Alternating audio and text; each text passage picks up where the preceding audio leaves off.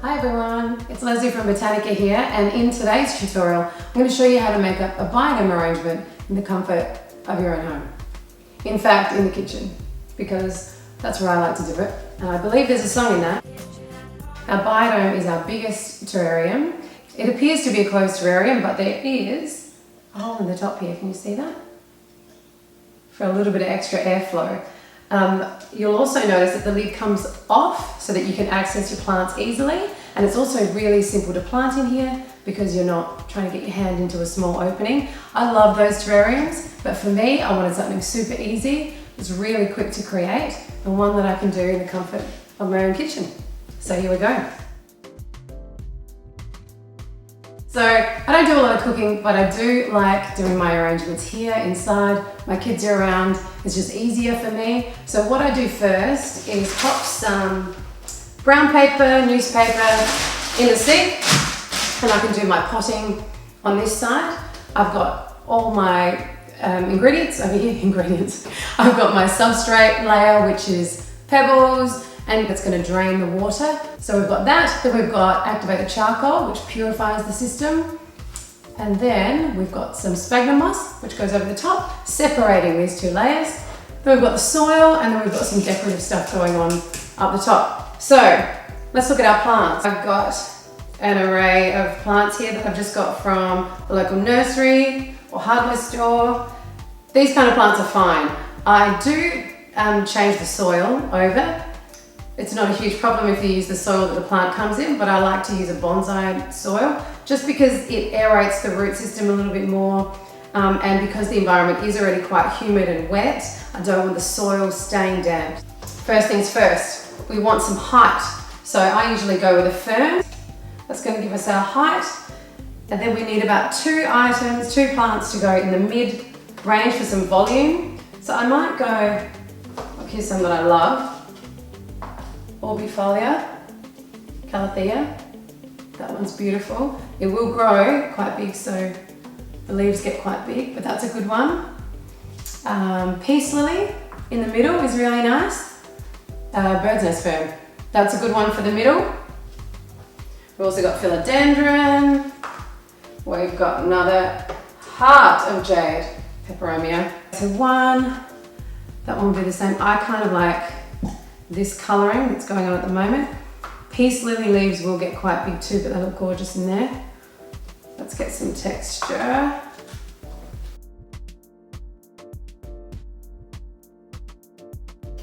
And first off,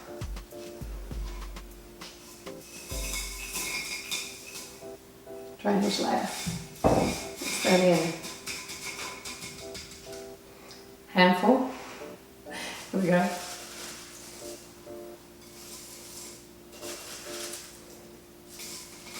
Couple handfuls.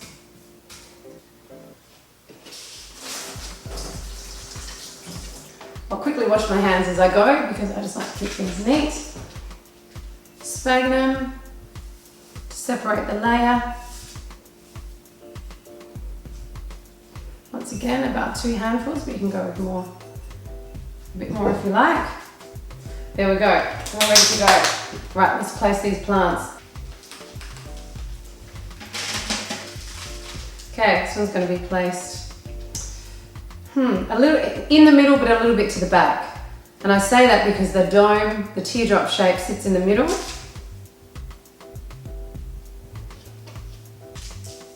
Beautiful.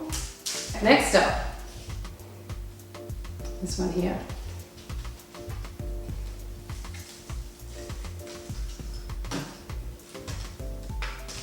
And I massage the soil around the roots, and you'll feel that soil come away. Here we go. Oh, it's quite big. There we go. Lovely.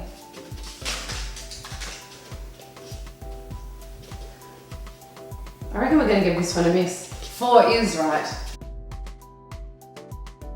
Next, let's go with the Calathea next.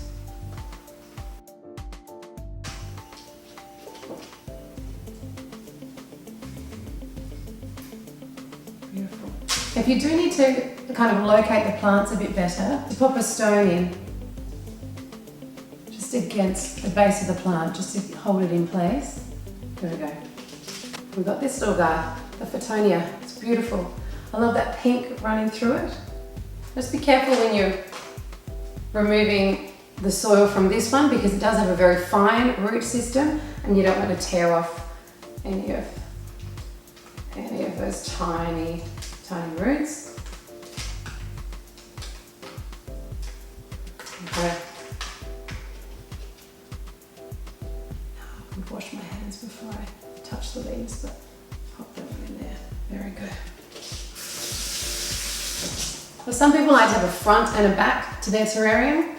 I think with Biodome, because it's round, I like it to look good from all angles. So I won't apply that technique in this one. Now you can add some moss to your terrarium. It's completely up to you. I'm going to rinse this. This is a Tasmanian moss. And it's amazing how much water the moss can actually hold. If I squeeze this out, there's a lot. This is going to go just here.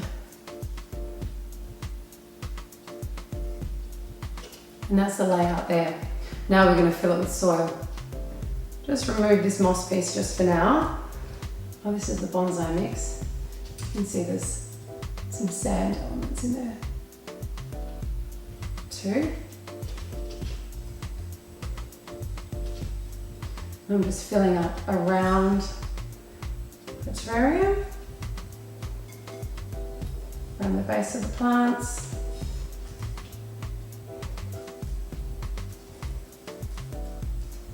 Lifting them gently. And when we're going in between, remember we've got to get in between these two here. So you can use a funnel if you like, when you roll up a piece of paper and pop it in, but I find if you just separate the plants ever so gently, you can get some soil in there. As I go, I like to mist the soil. That's not a watering technique, that is actually just to help keep the soil together as things are moving around. So, one more. Now I'm just going to kind of massage the plants into place, let that soil settle. Now if you had any rocks or feature stones, we would have put those in first before the plants. So I'll do another tutorial while I'm going through that, but basically this is all it needs to be. Get 3 or 4 plants from Bunnings, buy a pack from Botanica, hang out in your kitchen and put it together before you pick up the kids from school, which I'm just about to do. I reckon the moss would look nice next to the ferns because that's where you'd see them in nature.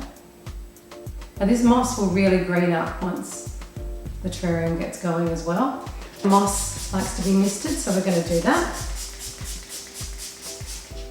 And I'm going to do the same for the soil. I don't wet the leaves too much.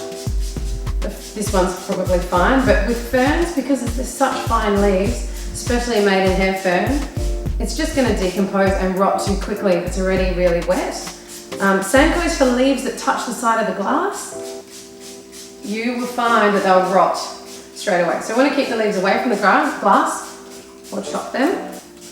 All right, now I've got stones. One thing I do with my stones is scrub them first, because I don't know if I think I've scrubbed it all off, but some of them, when you buy them from a hardware store or a nursery or whatever, have a waxy coating on them. And that waxy coating can really develop mold over time. Sometimes it can be like 2 to 3 weeks and you've got mold everywhere, all over these rocks. So what I do is scrub the rocks, or you can buy them without that coating. But I do love the look of these. So let's place these around the perimeter. Remember the lid is going on, so you need to keep about, I don't know, half a centimetre around the edge for the glass to locate. So in areas that I am seeing a bit more of the soil, I like to use a little bit of the charcoal because it just looks so cool, these chunky bits, as a decoration as well. And it just blends the soil and the rocks together.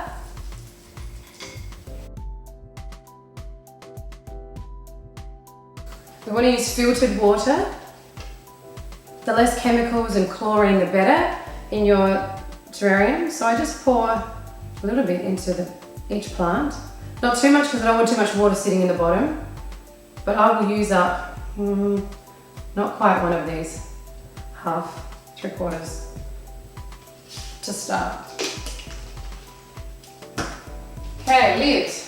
Biodome comes with 2 cork seals, one as a spare. You can also order them from our website as well. Pop it on the glass before I pop it on the base.